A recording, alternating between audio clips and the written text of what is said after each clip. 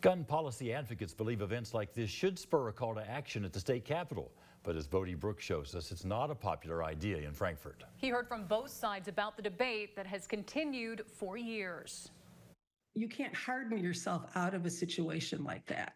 And it's clear that something must be done. There is no room for compromise in the Commonwealth of Kentucky on our Second Amendment rights. When it comes to gun policy in Kentucky, there's little to say. The state does not require a permit to purchase, nor require registration of firearms or licensing of owners, and you're free to open or conceal carry without a permit within state lines. To some Second Amendment supporters, this is welcomed, but advocates like Kathy Hobart say Kentucky lawmakers don't take gun violence prevention seriously. Making sure that we do a background check on all gun sales, making sure that we have a law in place that would be able to remove guns from people that we know are dangerous to themselves or others, having a secure storage law. You know, some of those kinds of policies we know prevent gun violence. Whether they would have worked in this particular case, we don't know. Hobart points to actions as recent as a June Supreme Court case, U.S. v. Rahimi, that backed the view the government can remove guns from dangerous people.